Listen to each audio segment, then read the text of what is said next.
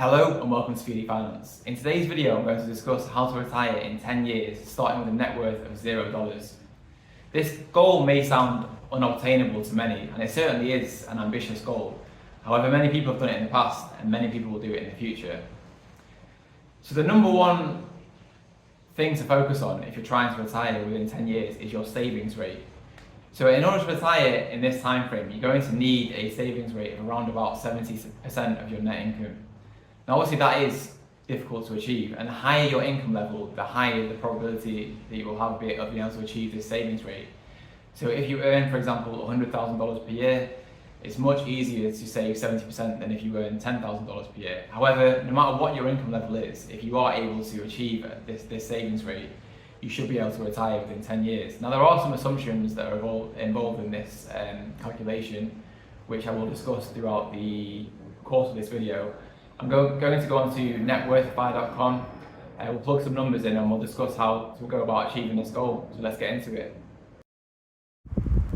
So here I've just gone on to networthify.com. I'll put a link in the description to the website so you can go on it yourself. I've just plugged some numbers in here so you can see annual income, which is after tax, $50,000 per year.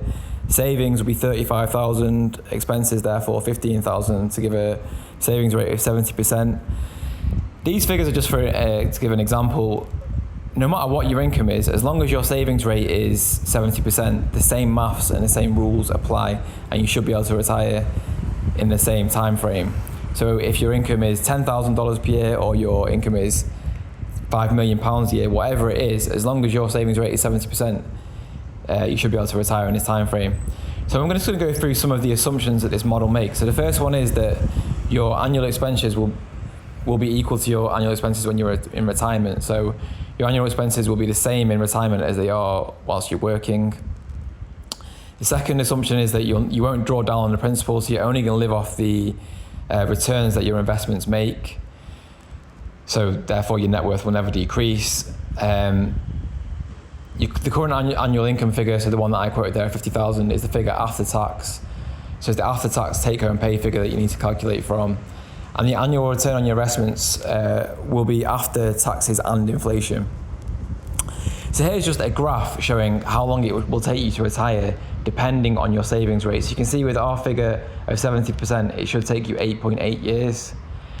You can see at a savings rate of 50%, it should take you a bit under 20 years. I think it's about 16 years. If you've got a savings rate of 0, obviously you'll never be able to retire, and so on and so forth. So if you can look down that graph, and you can look across and see how long it will take you to retire for a different range of savings rates. Obviously, the higher your savings rate, the quicker you'll be able to retire. If you get to a savings rate of 90%, it'll take you a lot less time.